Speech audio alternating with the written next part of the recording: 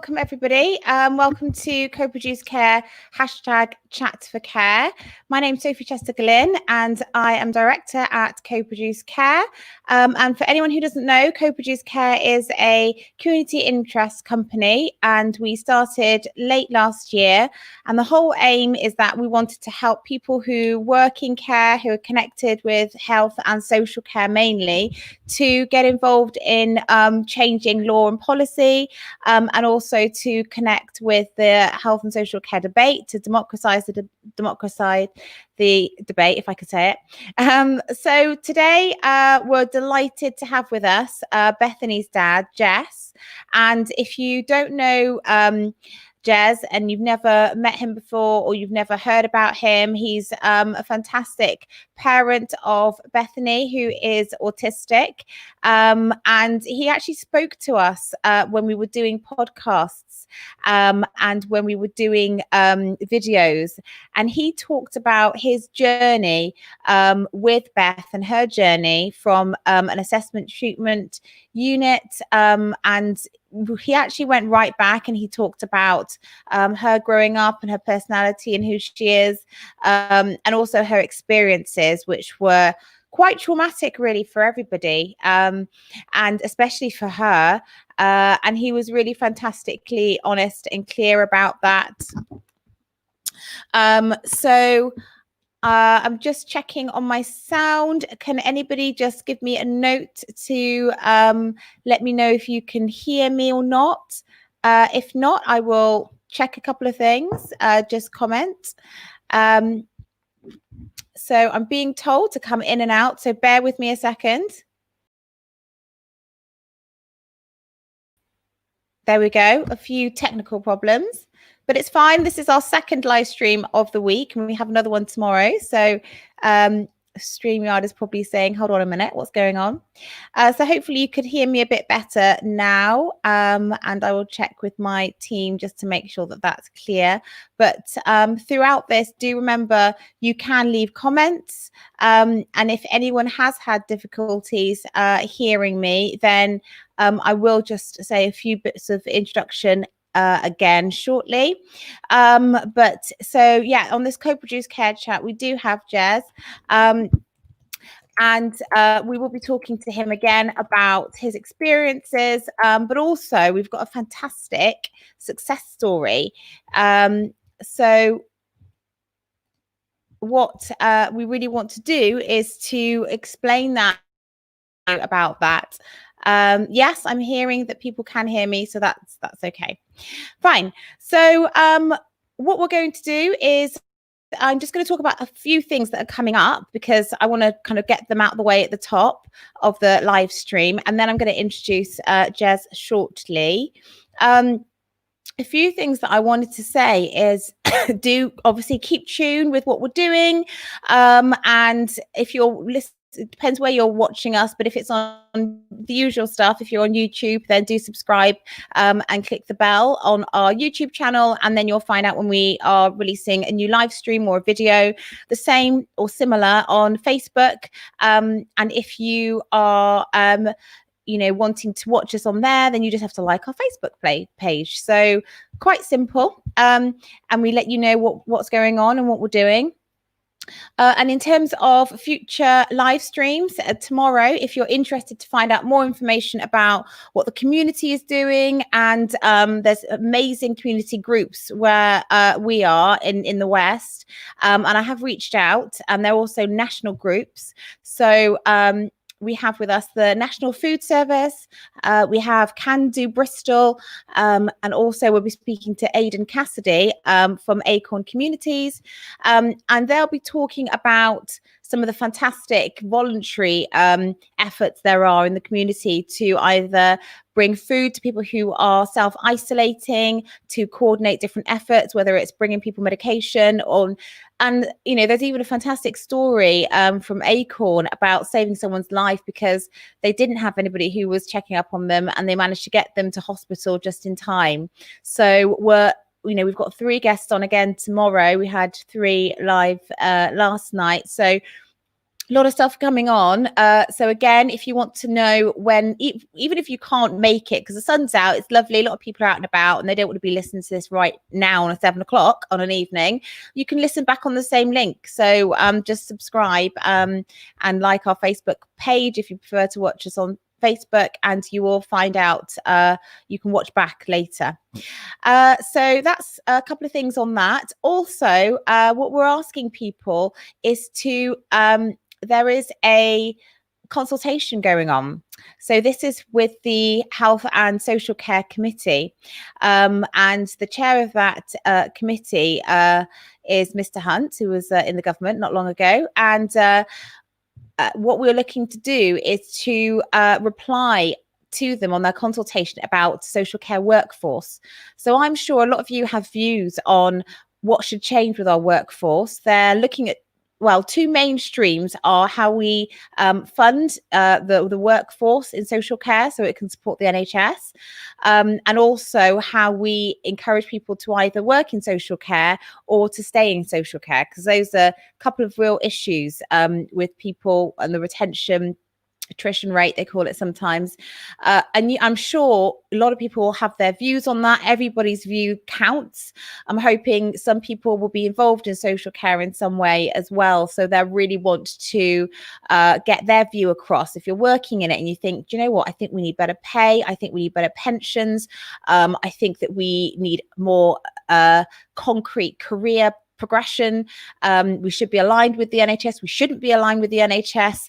We should be rewarded for our involvement with our local communities. So, I mean, I don't want to spoon feed you with ideas, but we've got two things going on and hopefully we'll be able to share them in the chat with you.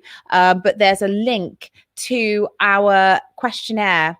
So if you fill in a questionnaire about what you think should change to support our social care workforce, then please do get on the link, and it should take you about 5 minutes, depends how much you want to write, and then we'll do all the hard work. We will collate those views. We're going to do a draft report, and we will send that in as evidence from you, from anybody who participates, to the Health and Social Care Committee, because we feel that we don't want the usual suspects just to have their voices in this consultation, but to have your voices, whether you're a carer or care worker, manager, whatever role you do, you know your industry the best, you know the sector the best, and you have views on what you think should change.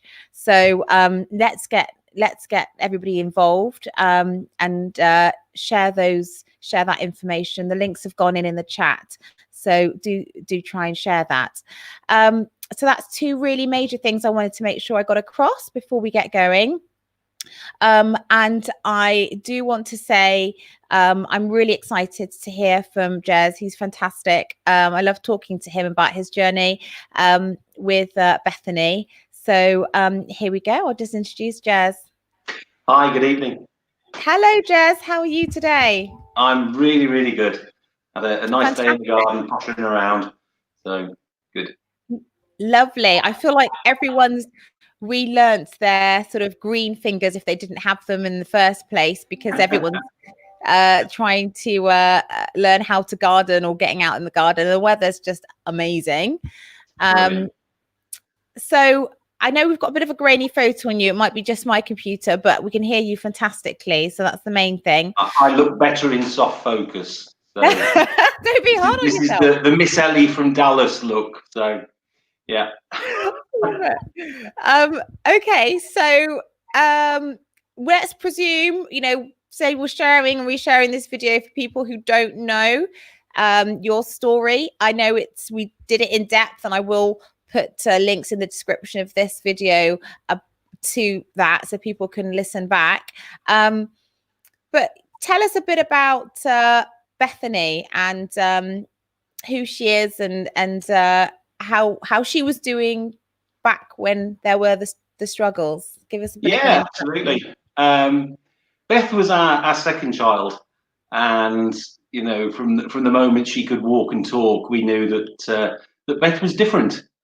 Beth would she never slept as a baby. Toddler groups were always an absolute battleground. She would see other children with toys and just walk up to them and snatch the toys off them. So we did more socializing like that with Beth, and that seemed to make it worse. She was just, there was something that you could see with Beth was different. She would not accept that as parents that we could tell her to do things. It would just instantly cause her to have the hugest tantrum at the age of sort of 3, 4. The terrible twos had kept going and were getting worse. And eventually, sort of 5 years old, when school was struggling, Beth would pick up furniture or pick up other children and throw them around the classroom when things got a bit tough for her. That we got the diagnosis of Beth being autistic. And that was all we got. Your child is autistic. Go away and deal with it. And we went away and we read up on the literature, and we looked on the internet, and you hear it's all about boundaries and timetables, and we tried all that with Beth, and it got even worse. We went to town on Super Nanny, and it got to the point where Beth would punch her brother and then go and sit on the stairs, because she knew what she had to do. And the older Beth got, the harder it got at home. Beth's behaviour was challenging in the extreme. Beth would get into a situation where she was being asked to do something, and it could be something simple as brush your hair, clean your teeth, get ready for bed, go to bed, and she would have a huge meltdown and become quite aggressive, quite challenging. And I won't hold back. Beth would. There was one time she picked up a spade in the garden and swung it, and a family member was very lucky not to be hit in the head. It was extremely challenging. The older she got, the bigger she got, the stronger she got. I'm 6'4" and built like a brick wall. Beth takes after me. So when Beth starts to throw her weight around, goodness knows how many interior doors we got through in the house. Smash windows. It was hard. And I remember you talking to me before about, you tried so many different theories and strategies that you were told to try, and nothing really hit the mark. And did you tell social services or people who were advising you that it's not working? And yeah, we reached out to social services because as a family we were struggling. Beth has an older brother. It had a huge impact on him, so we were trying to get respite for all of the family members. And what we got back was, this is your fault. You're not putting in place boundaries. You're not being firm enough with your child. So we ramped up on the Super Nanny, and Beth got worse. Beth then moved into, because education, she couldn't cope. As a young child, to go from doing sort of playing in the sandpit or circle time, it was time to move on. She couldn't understand that process within a school, so the behaviours would escalate. That led to Beth being suspended, excluded, and then moved into, and the first placement she was moved into was for children with emotional and behavioural difficulties, which Beth hadn't got. She was autistic. And that put Beth in a school with children that had sadly been quite badly abused, and Beth learned an awful lot of quite horrific behaviour in that setting. But that setting also proposed that Beth had something called pathological demand avoidance, PDA. And when we read the criteria for that was our light bulb moment. We realised that everything that for Beth is a demand, so getting up, getting dressed, having a shower, that's a demand that people are putting on you. She can't cope with that. and it's just the way her brain is wired. It's not developmental. That's Beth. That's the way she is. Mm. You know, so she couldn't understand, for example, why a parent has control to tell a child something to do. So finding that diagnosis, do you feel like that was a game changer in the way that you were able to understand how to support her? For us, it was a game changer, but it's not a recognised diagnosis. So social services would not accept it. For them, Beth was autistic, and the way you deal with that is boundaries, rules. And they kept putting her in schools that would deliver those timetables and boundaries that caused her the frustration and the anxiety. So it's At home, we had a different child because we knew that if we wanted Beth to do something, so if you want Beth to go to bed at 8 o'clock, you say to her, do you want to go to bed 7 o'clock, 8 o'clock? You know, it's choices. Or you make it a game. If you wanted to get dressed, you have a who can get dressed the quickest race. You know, you remove the demand. School settings, unfortunately, couldn't deliver that. They were just going with what they thought was right because of the diagnosis of autism. And how did you change it then? What happened afterwards from you having a great way of communicating with her, of supporting her, of helping her to understand? It almost feels like that's what we should all be doing with our children anyway, you know, giving them choices. It's a great way of parenting in general. But did you find that you were being listened to by sort of like the authorities eventually? Did they try and listen to you? No. We hit the trap of what's called a Section 20, which is a working agreement with your local authority, with social services, to work in partnership.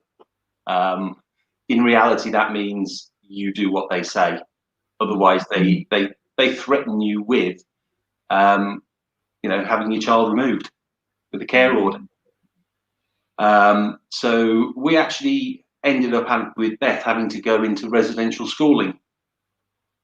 It was do that, or we will go to court and we will get a care order and take Beth away with you, away from you. So Beth went into residential schooling. They were supposed to be fully capable of dealing with Beth's challenging behaviour. None of the schools that Beth went to could cope with her. Beth got through 13 different schools. Wow. Some of them lasted 3-4 days. The longest school setting that Beth went to was a wonderful placement in Derby, and her key worker knew about PDA, so she could support Beth. And Beth stayed there for almost 2 years, happy as Larry. We saw her over weekend and holidays. We had a home. Sadly, that key worker moved, took her staff team with her, and the team that replaced her went back to the autism strategies that didn't work with Beth, and Beth's behaviour escalated. Social services blamed that failure on the contact that Beth was having with us at home. So they actually stopped Beth coming home for weekend and holidays. Within 2 weeks, that placement broke down completely because Beth just wasn't seeing us and couldn't cope with it. Do you feel that sometimes, I know there's a little bit of feedback, so sorry viewers, but it does calm down. Or do you feel that sometimes, or in your situation, there was a case of you knowing her the best, but the professionals feeling that they can only really listen to other professionals because they have the qualifications and you don't? It feels very old-fashioned, but it's still happening. I mean, this was all from 2016, I believe, or even more recent. So or around that time. Was that time that you were experiencing that? This was 2015, 2016. The serious case review that Matt Hancock ordered into Beth's journey through the system and through social services absolutely highlighted the failure of professionals to be listening to the parental voice. You know, we were excluded completely. We were not seen as a valuable source of information that could be relied upon about our very own daughter. And that, you know, as I say, the report is out there on the internet. Read it, and you will see how much the professionals are blamed for what Beth went on to suffer in the assessment and treatment units.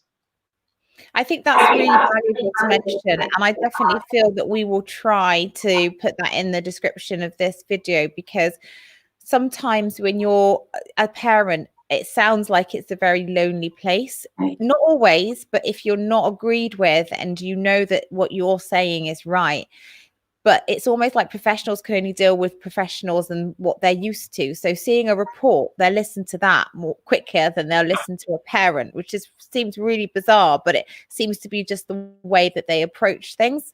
So not always, like I said, but, you know, in a lot of things that you hear. So we will try and share that.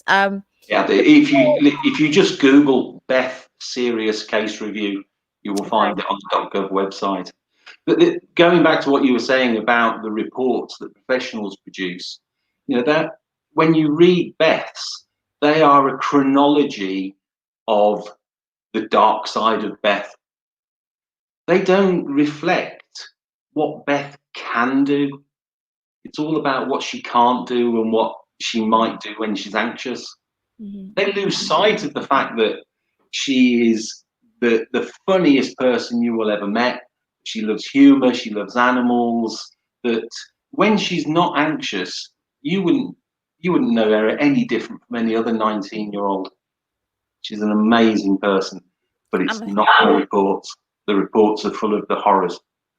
Yeah, and I know that as a care provider, when we see reports, I mean, they just want to specifically look at what is wrong, what do we need to do, how do we need to fix this person, which I do understand. You know, if you're looking from a health perspective, that's definitely what you look at. If someone breaks a leg or whatever, you look at what you need to fix, or what are the risks and what are the dangers. But it's totally different when you're dealing in this type of environment with people and their emotions.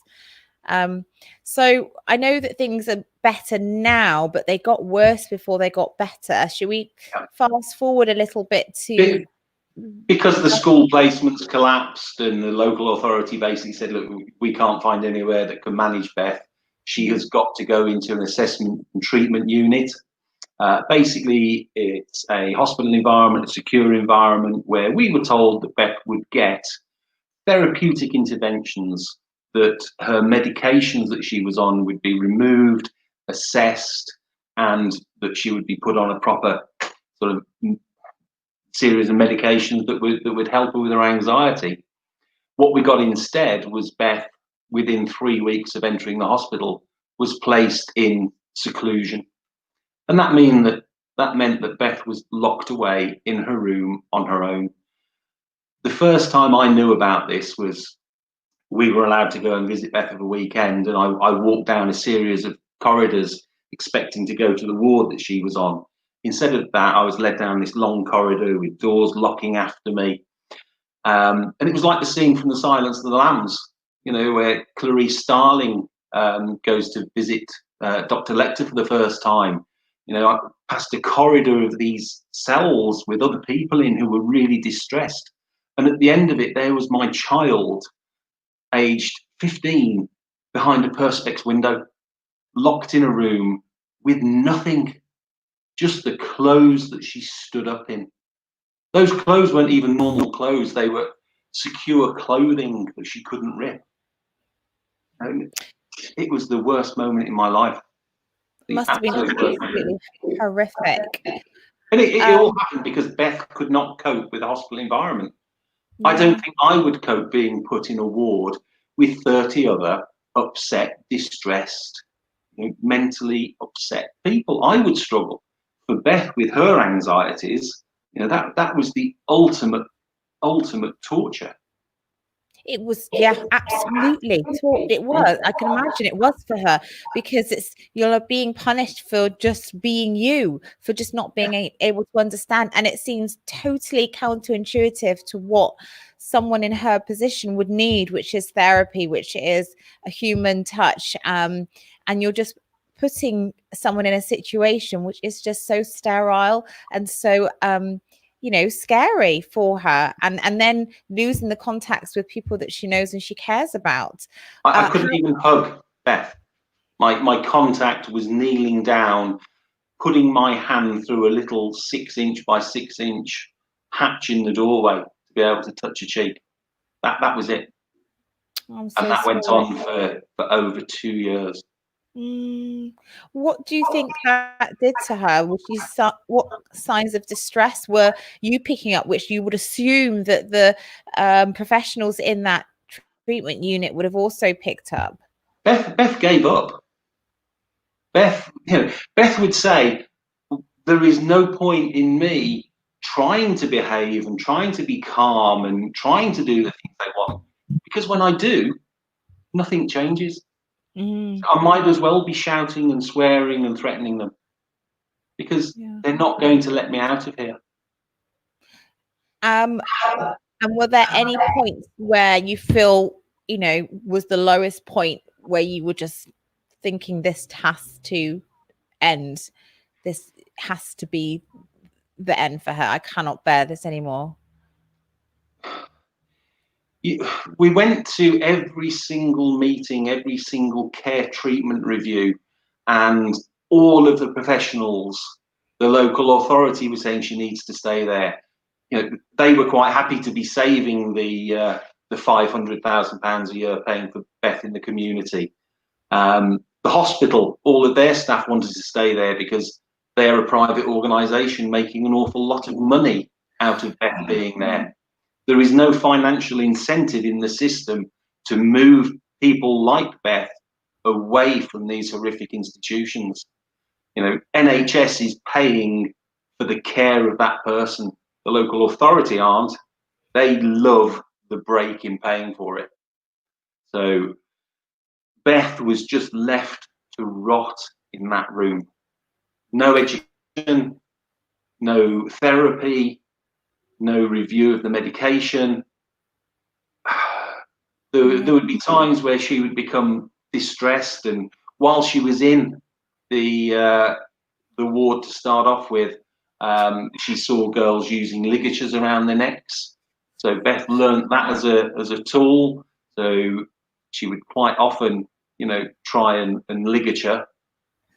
She found that was a way that she could actually get staff to come into the room with her, and they would all sit on her, which Beth actually likes deep pressure in the way that me and you like a cuddle. Beth gets the same release of endorphins from having people sit on her. So for Beth, it was a means to an end.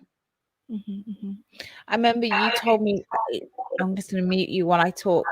There was a point where, I don't know if it was I think it was in the same place, where she just got so frustrated that she had actually got a pen. I think she just put it under the skin. And what was their reaction to when that happened?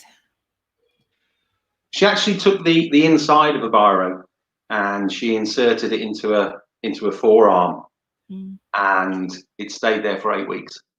In that time, it moved from her forearm to the actual back of her shoulder. The hospital would not take Beth to hospital to have it removed.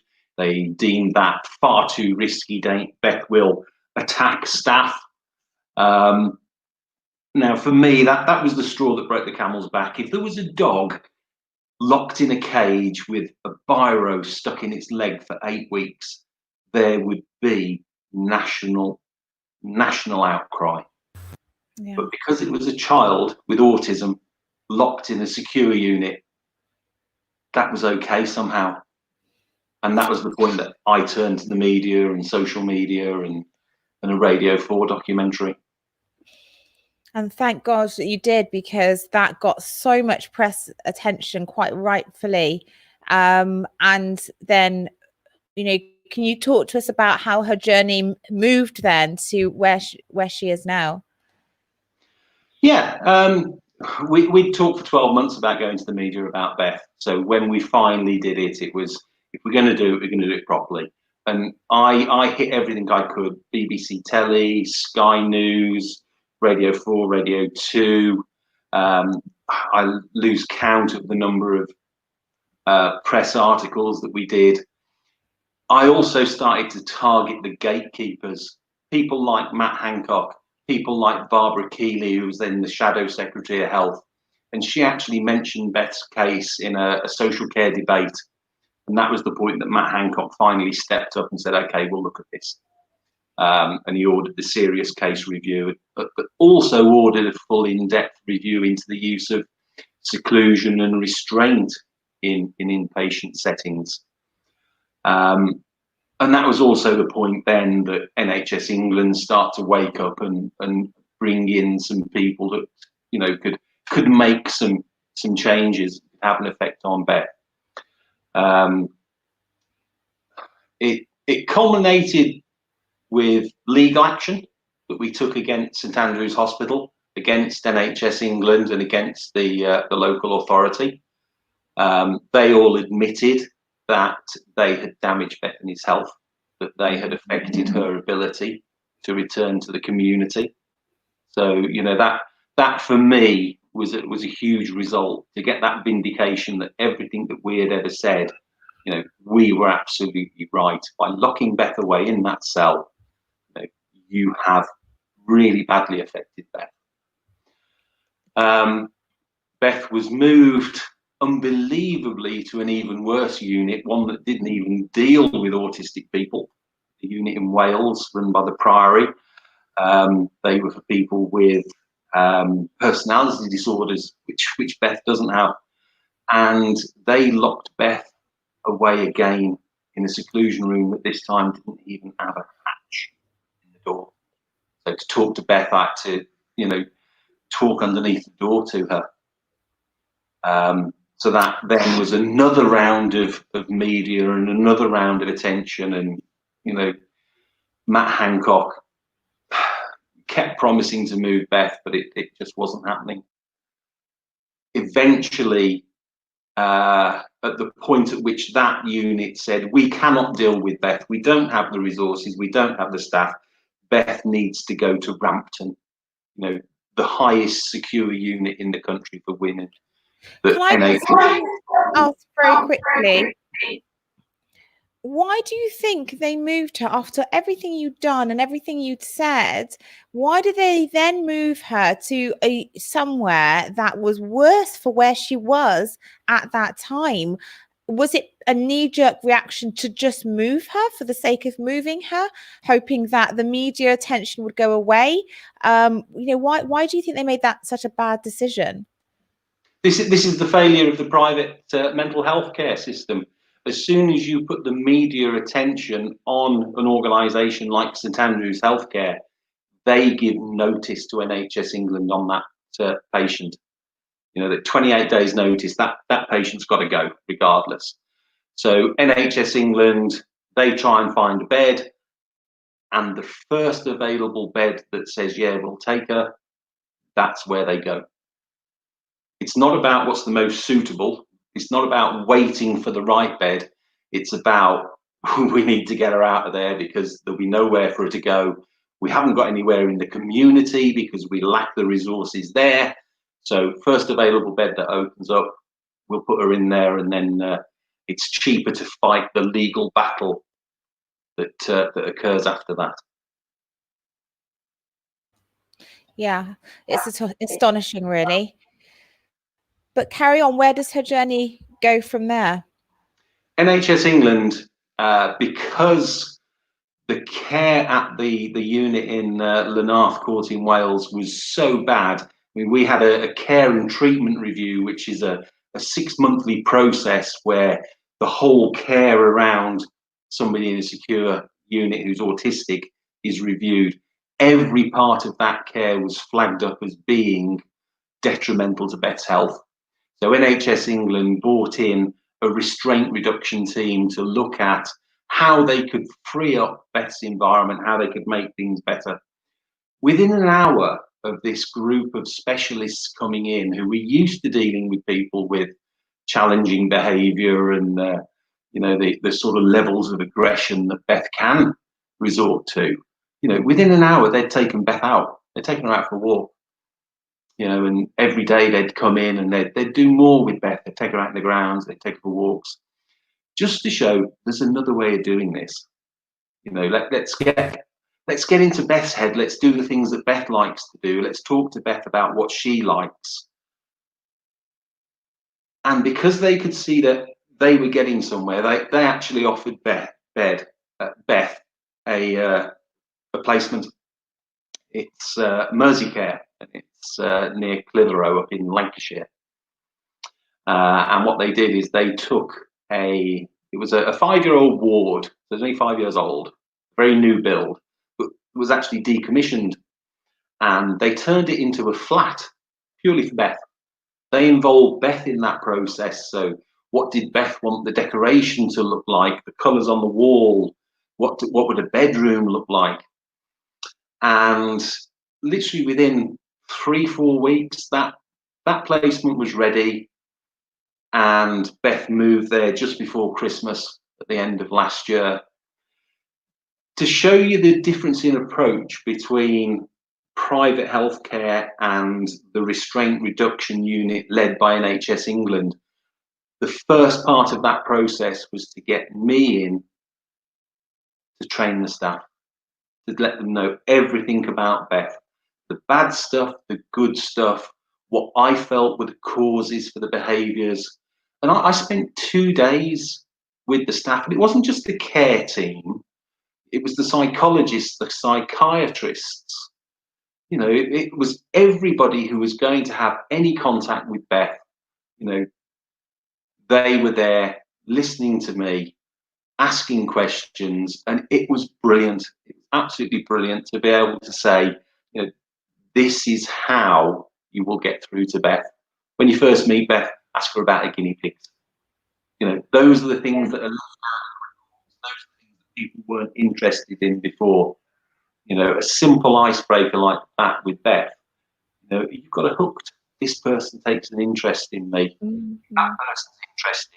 I will make an effort to make a relationship with that person.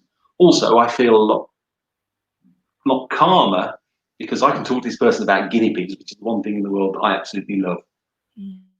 And that is the ethos of Mersey Care. It's how do we reduce the anxieties? How do we avoid the demands? And the team is so resilient.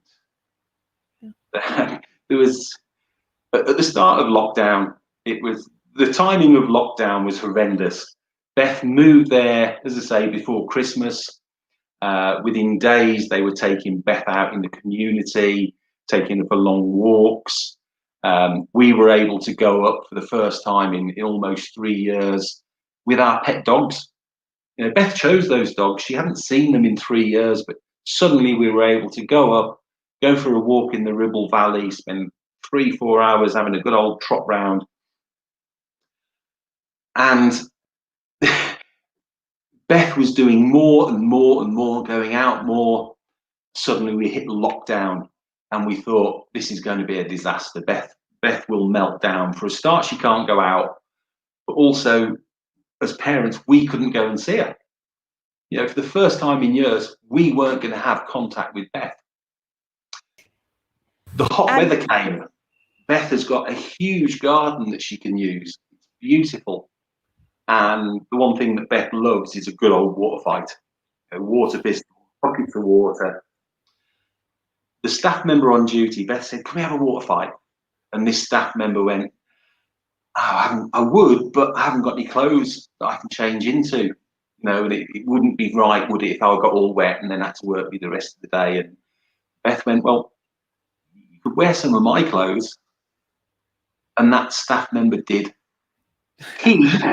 He put on a set of Beth's clothes and went and had a water fight.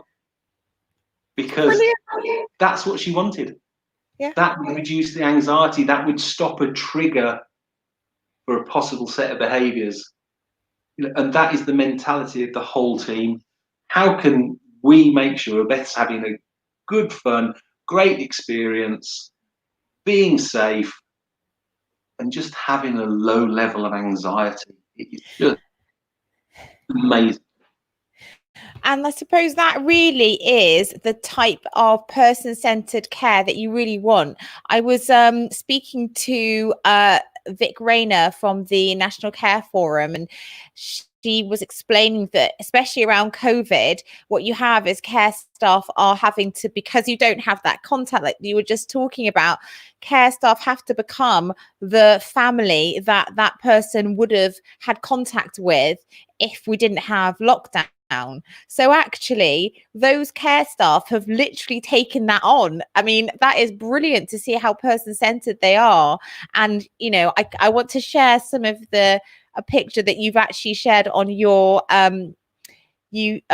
Twitter of Beth and how she is now.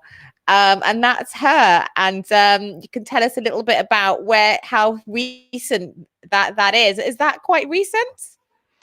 That actually was taken within days of Beth moving to this unit. That's not even in the grounds of the place that Beth is in Merseycare. That is out in the community. It's a shared community barn, and that's where we took the dogs for a walk to. A different approach. And I think that it just goes to show when you are, it's beautiful hearing how she is now. But it's terrible that she's had to go through that journey. But it seems that it's just such a back to basics type of approach. Look at the person. I love the way that you train the staff. That's a brilliant tip. I wouldn't say for social care, because I think people do, by and large do that, but for, like you said, in some of the private NHS health, maybe generally it's just so prescriptive, instead of just thinking, right, what are the positives in that person's life, let's start from the positives. And that seems to be one of the things that has really shone through. And I want to go on to some of the questions, actually, because somebody is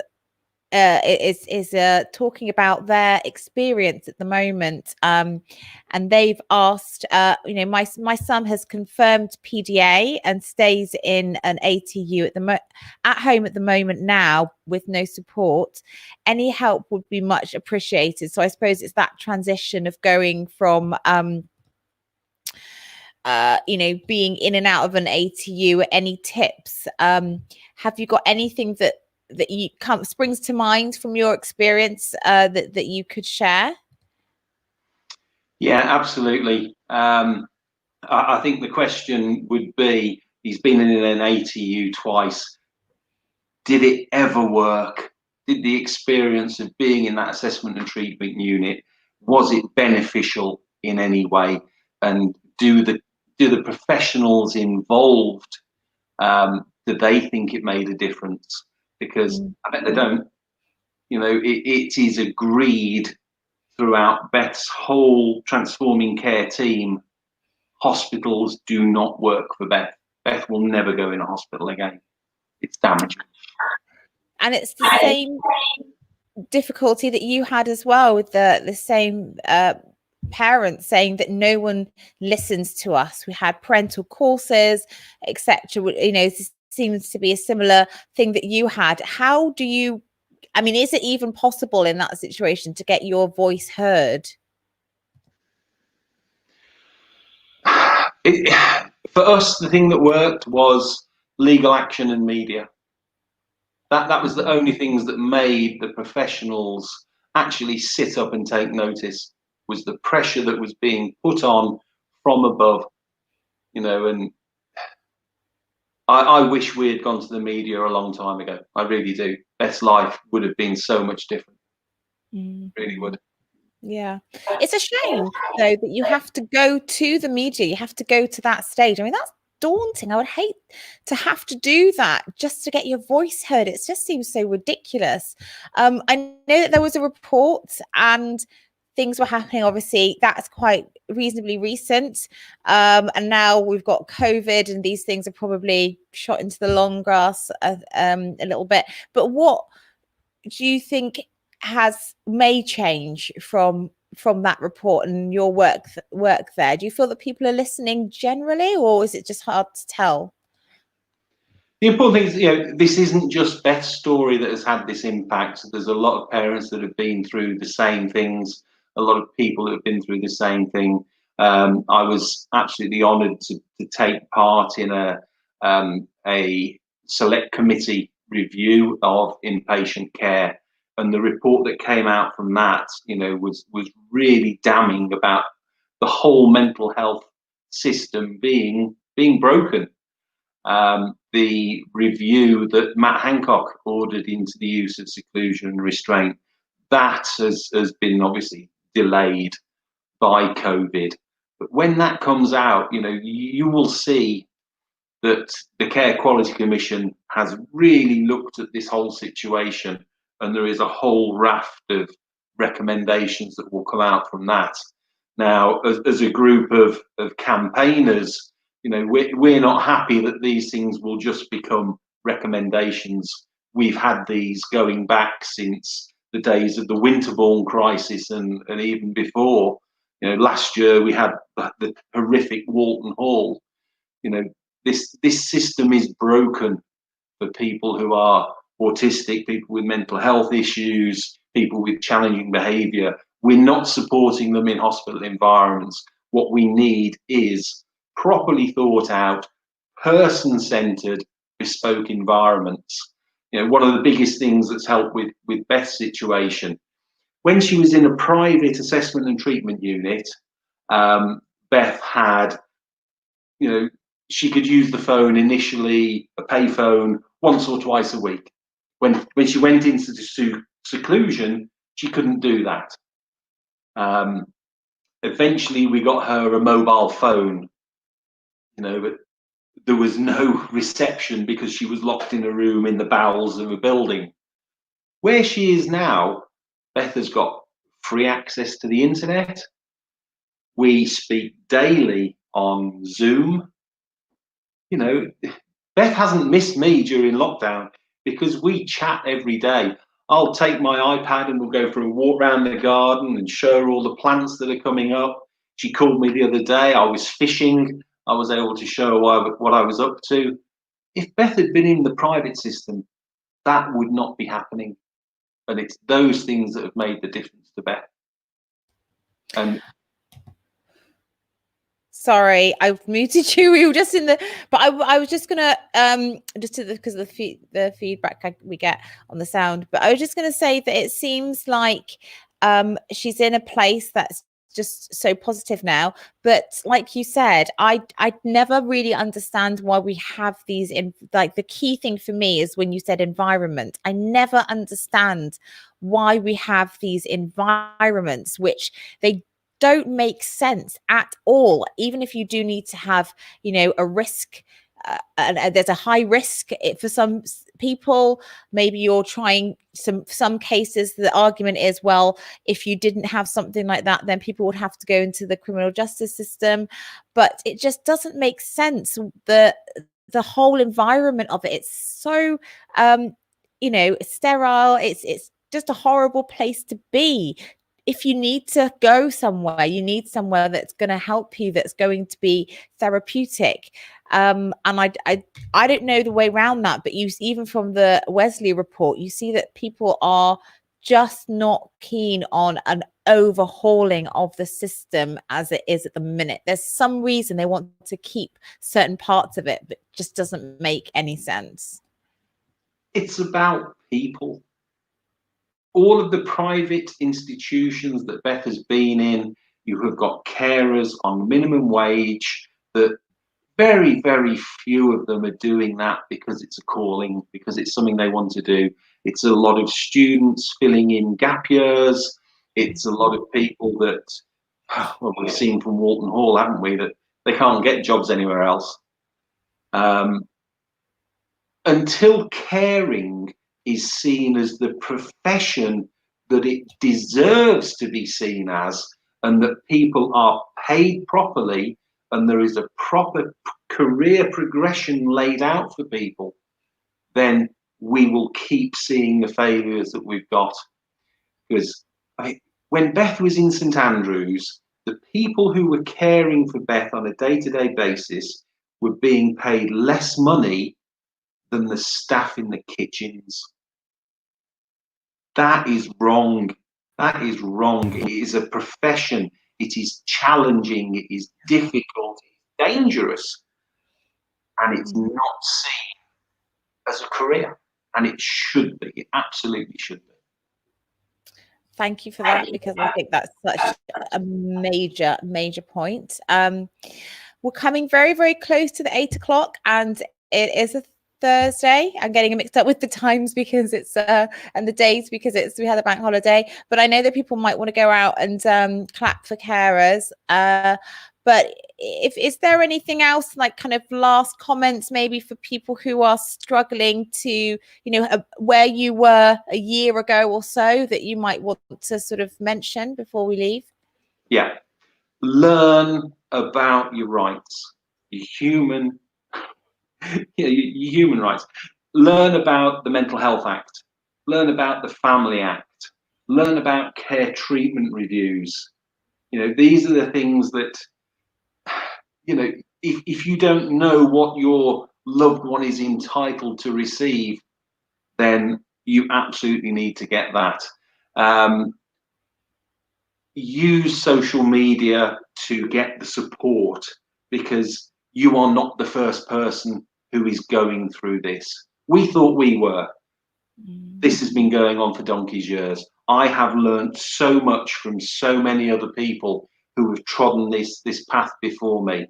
But more than that, they've also become my support mechanism, because it's hard. It's a hard fight to have to go through. Thank you for that. I've just realised someone's mentioned it's Wednesday, not Thursday. Thank you for that. Yeah. Sorry. Wishing the days away. But no, on a serious note, I think that is a really good point, because there are actually, whether you've got the Mental Capacity Act, you've got the Mental Health Act, I don't know if that's, it's good to know it anyway. But I know people find it really difficult to get their heads around, if you're a carer and you're working and, you've got this emotional situation, do you think if people can reach out to certain services that may help with advocacy or, get legal advice even? I've had masses of support, both from sort of an advocacy point of view, but also a legal point of view from MenCap. They were phenomenally good. Legal advice and legal support, again, had a huge impact on Beth's situation. A lot of people think it's going to cost them an absolute arm and a leg, but you'll find that, your loved one will probably be entitled to legal aid. So that's the appointment of the solicitor and everything is done in their name with the legal aid support. You can, as I did, be nominated as the person responsible. It's what they there's a legal phrase for taking on that role. But use solicitors. The solicitors that supported us were brilliant. The barristers, Victoria Butler Cole, and good old Oliver. Without them, Beth would still be locked in the cell that she was in St Andrews. But media, use the media when it gets to the point at which you think your loved one is deteriorating and things aren't moving. I hear of people. I was approached by someone today whose loved one has been in one of these ATUs for 13 years. It shouldn't be happening. It should not be happening. It just seems really bizarre that ATU, you would think that's supposed to be temporary. You're just there to assess somebody. So why is someone there for so long? but it sounds like there's huge injustices going on. And I do know that is it Oliver Lewis, if I'm right? Yeah, he's fantastic, and he's on Twitter, so we will put his details, at least his Twitter handle down there, because he's fantastic. He's a huge campaigner. He's campaigning a lot for people and their circumstances in COVID-19, because people are worried that, you know, people just were being locked away because of COVID, but, you know, are we doing it proportionally? So I think he's really looking at that. So it's, you know, I'm really glad he helped in Beth's case as well. Okay, yeah, so they're actually looking at there's an organisation called Rightful Lives that look at obviously the human rights abuses within these ATUs, and they are in the middle of action against the Health and Social Care Minister Matt Hancock, because of his failure to act on all of the previous recommendations, and Oliver and Victoria are a big part of that as well. Brilliant, because I think with something like this, you can't just let it slide. I know we're in a crisis at the moment, but it's something that people need to keep chipping away at, or else it just get forgotten and just kind of like left to gather dust, really. Good. Okay, well, it's just fantastic to end on a positive note, to think that she's in such a lovely place. And I love that picture of her in the dress with heaps of color and heaps of life. And I've never seen you share so many wonderful photos of her and everyone as a family before. So it's just fantastic to see that situation. And it's a lovely thing to take away. So thank you so much, Jez, for joining us tonight. No, thank you, Sophie.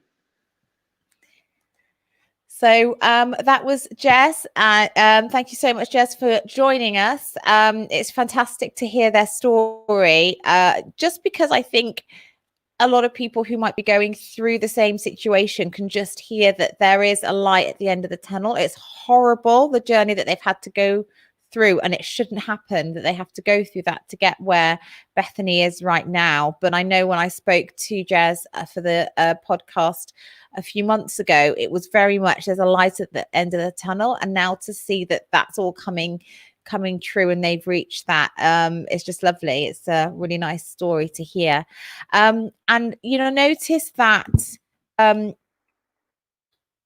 did talk about a few, you know, he made a really, really good point about the workforce. Again, he said that there is a problem that we're just not valuing our workforce properly. He made the comparison of, you know, people who are working in the kitchen, which is a really important job, of course, but also working out there with people and providing personalized care. And then the pay issue there, and you know, career opportunities and how we're recruiting, whether we're, you know, I know that there's a big push for values-based recruitment, but all of these things are really important to sort of think about in terms of how we are valuing our workforce, because that's all part of who are we entrusting and how are we treating the people who we are asking to provide that person-centered care. So, you know, it goes back again to what I was saying before in terms of the consultation that's coming out. Obviously, you can go onto the Health and Social Care Committee's website and you can get involved yourself. But if you haven't got time, you know, if you're worried about COVID, maybe you're not in a position where you want to go and participate in your own feedback to the committee, then I will reiterate again that we are doing that, and we are happy to gather together people's views. We've got a questionnaire which we put in the chat, and we can put that in again. It's just a simple Survey Monkey. Should take you about 5 minutes. You might think of ways that we can really support the social care sector and the workforce, and reward them like we should be doing. And obviously tomorrow we're going out to clap, but what can we do beyond that Thursday clapping at 8 o'clock? So this is a bit of a poster just to go through what we've got. We've got the survey, which we've got the link in the chat now, but we've also got a webinar. So if you don't fancy getting involved with the survey, maybe you're happy to join the webinar and just talk to us and tell us what you think needs to change. The deadline, interestingly, to reply to the consultation has changed. It's been brought forward. So it was later in June. It's now come forward to the 5th of June. So we do need to get those responses in as soon as possible. So please, if you're on social media or Facebook, share the link, get as many people responding, and hopefully we can then get a joint response to help with that, because I think that's equally as important. So safe to say that that's it for this evening. Thank you for joining. Share and subscribe and do everything that you can to support us. We're just doing the best that we can because we're really passionate about getting those voices of social care and those lived experiences out there.